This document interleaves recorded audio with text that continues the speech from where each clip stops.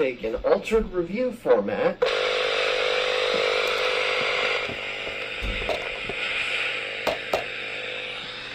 and put it up against a discontinued blaster. But in these type of videos, it's really more focused on vintage blasters, the really old stuff. And speaking of really old stuff, today I've got some really old stuff. Because, as you can tell from the slightly weird intro today, the Super Nostalgia review for today is going to be the Nerf Stryke Commlink 2. The Commlink 2 was released in 1996 as part of the Nerf Stryke series, and it is a single-shot spring-powered pistol with a built-in walkie-talkie system. The set comes with 2 different units, but I will only be going over just the one, because they're essentially the same, aside from a few mirrored parts. Starting up at the front, you have the antenna. The antenna is a vital part of the radio. If you cut it off, it probably won't work properly. So, best idea is to just keep that antenna there. Going back from there, you have your barrel. This blaster is a single-shot front-loading blaster. To load it, you place your vintage Mega Dart in the barrel. Going back from there, you have the talk button, which when you turn on the walkie-talkie part, you hold this down when you talk. Speaking of, we have the walkie-talkie portion. This dial is your power switch. Turn it on and turn it up, and it will play this awful static. But, yeah. And then you hold this down, of course, to talk. And if the other receiver is on as well, your voice will play through that receiver.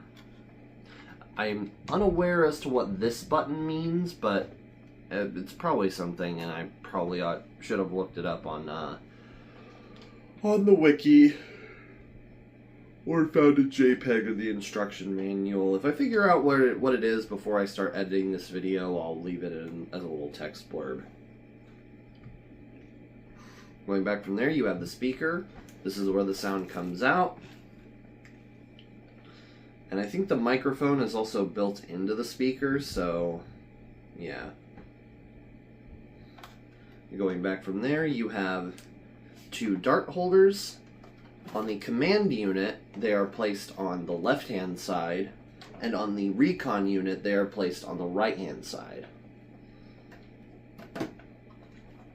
And on the other side, on both, so the right-hand side for command and the left-hand side for recon, there is a belt clip for just attaching it to your pants. Going down from there, you have the trigger well and grip. The trigger is weird because it has like a 2-fingered trigger guard, which is very, very strange. You don't see that in most blasters. But aside from that, the grip is pretty comfy, especially for my big-ass hands. Going back from there, you have the priming handle. To prime the blaster, you pull back on that until it catches, and then of course to fire the blaster, you pull the trigger. It's a single-shot springer. And in the grip is the battery compartment. This blaster takes a rather rare and strange battery, that being a 9-volt battery. 9-volt batteries aren't common nowadays because they're kind of an old battery and they're, I think, a little inefficient. Ugh. Excuse me. Sorry. They're a little inefficient compared to the other 1.5 volt cells today. But yeah, each blaster takes one 9-volt battery to power the walkie-talkie. And I am so glad that I got this off of eBay in good condition, because aside from, you know, few scuffs and some marks on them. The battery terminals were completely clean. I didn't have to do any restoration on the battery terminals at all for these. You may not have such good luck if you were to thrift yourself a pair as well. But yeah. Another important thing to note, these blasters were originally sold in a pair. And they are kind of, yeah, they have silver on one side and then they're just blue on the other. And then they are the command unit, as you can see by the sticker there, and the recon unit.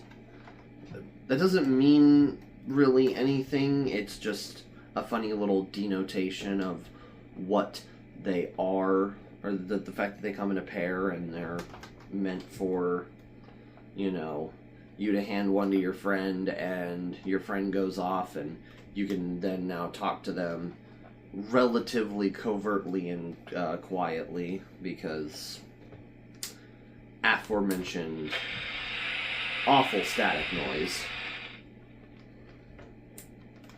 But hey, they're toys from 1996.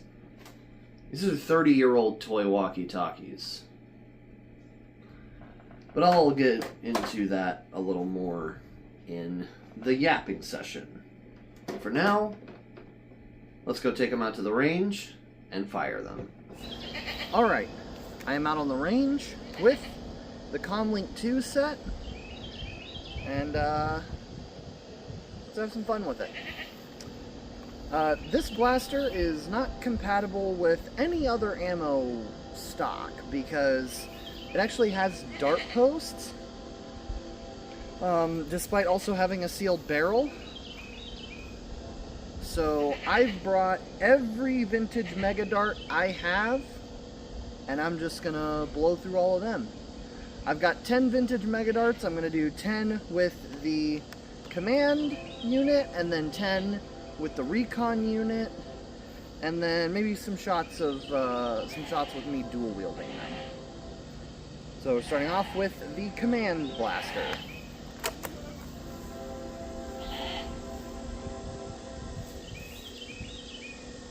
Get my hair out of my face.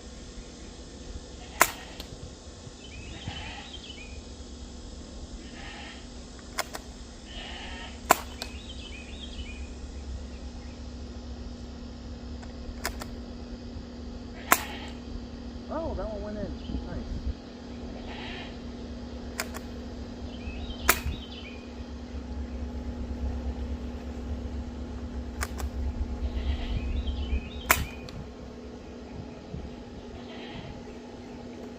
I also have a stiff wind at my back today, so that's nice.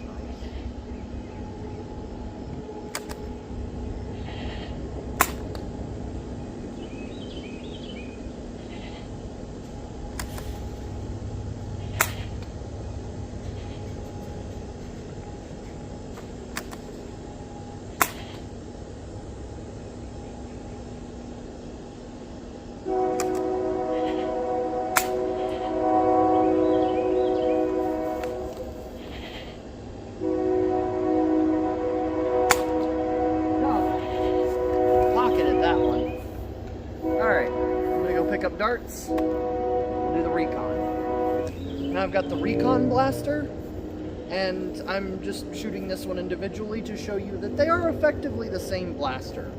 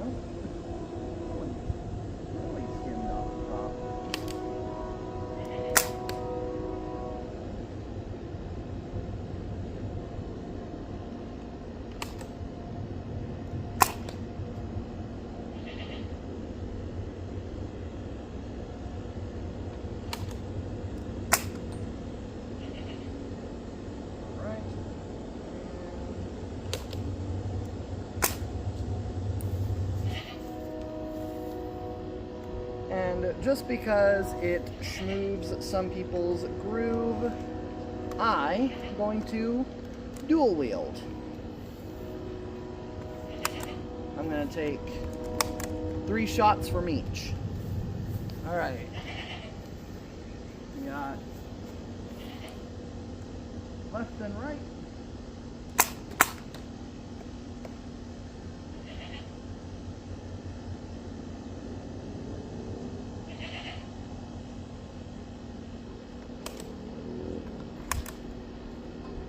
Right and left.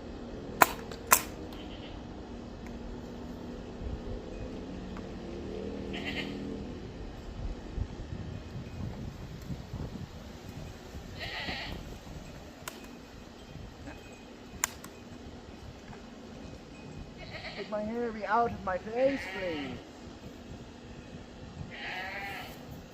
I really need to start putting my hair up when I do these firing demos. Shut it, will you? And now roll was in time. I missed. But that is a bit of the advantage of dual wielding, I guess. But, yeah. That was the firing demo for the Commlink 2 units. And, yeah. I have no more notes in the firing demo. Let's go take them inside and commence yapping. Alright, we're back inside with the Commlink 2 set, and yeah, let's talk about it. Starting off with the practical stuff. My chronograph has decided recently that it just really doesn't like vintage Mega Darts, and after I chronoed the auto grip, it has just refused to chrono any other blaster that takes vintage Mega. So that's a bummer. But judging by their performance outside, I can say that they definitely hit a little harder than the auto grip and the strong arm, which those two blasters could hardly even make it to the target where the target is at before hitting the ground. These ones I actually got a fair few shots on target. And that's pretty cool. So yeah. In terms of practical applications, having a walkie-talkie on your blaster is questionable at best. I mean, in a modern sense, it very much ruins the point, I guess, of a pistol, which pistols are meant to be compact, they're meant to be sidearms, they're meant to be able to be easily holstered. I mean,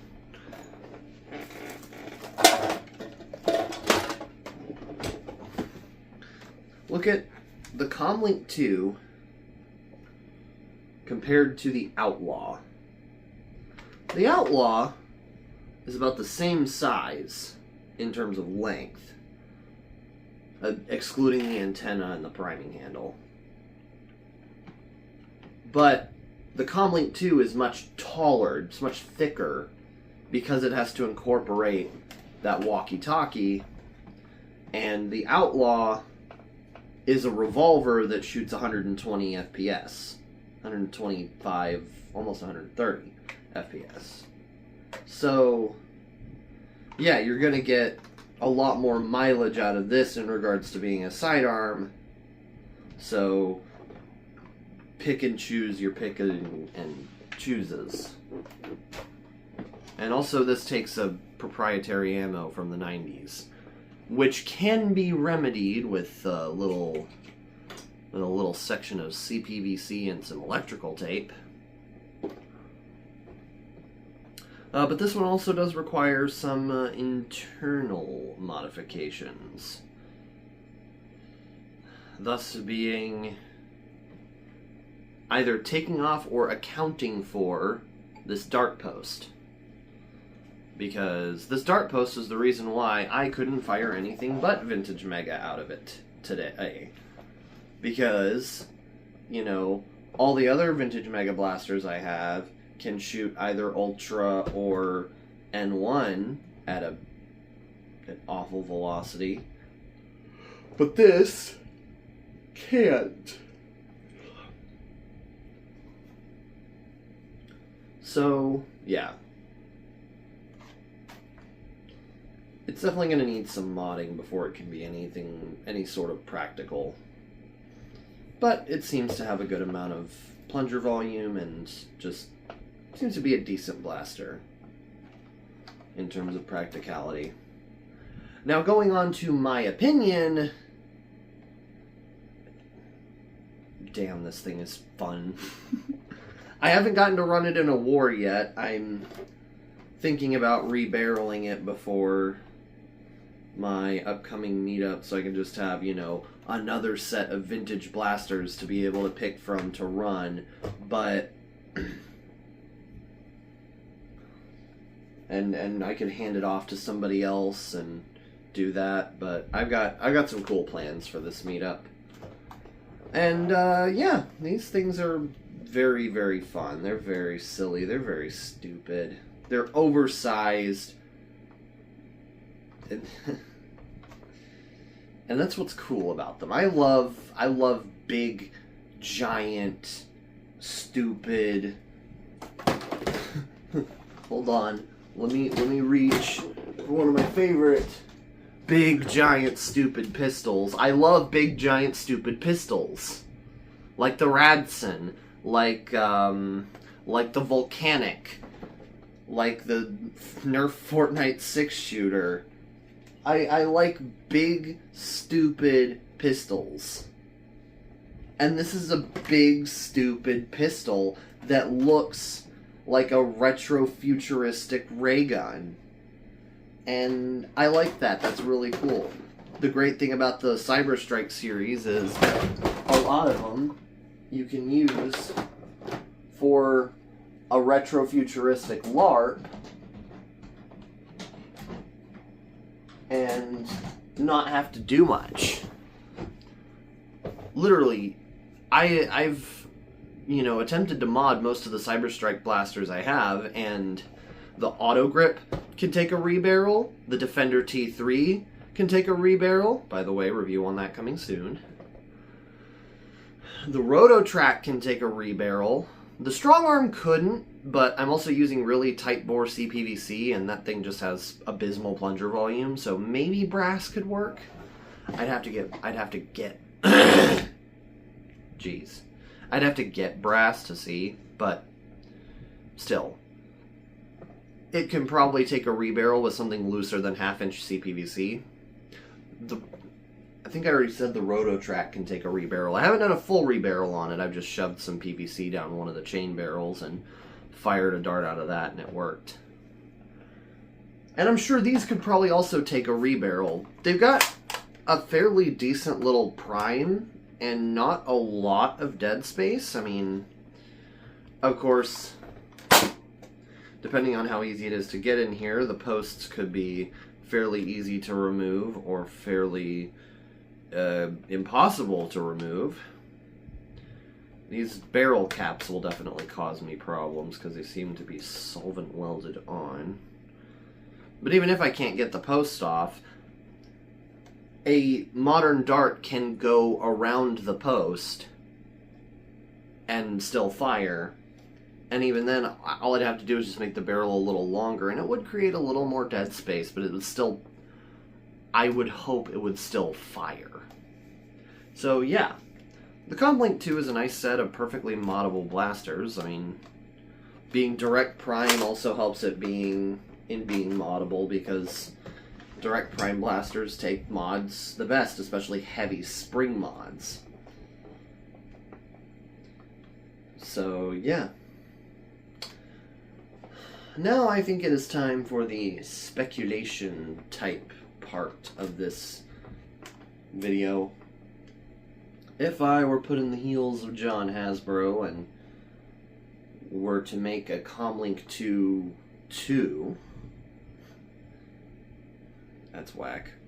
Because the Commlink 2 It's only called the Commlink 2 because it's 2 blasters that come in a set. There was no Commlink 1 before it. It's so dumb. But anyways, if I were to redesign these blasters, honestly, I don't think there's anything I would do. Aside from, you know, rechamber it for normal darts, maybe make it higher capacity on like a smart AR or a revolver, because there's plenty of space for an elite cylinder up here, especially when you can get cylinders as small as those on like the Blitzfire or the Hammer Shot. You could definitely put a cylinder up here, and there's enough dead space back here that you could definitely put a rotation mech. And so, yeah, it really wouldn't change much, aside from just making it more worth its size in, you know, capacity and other stuff like that.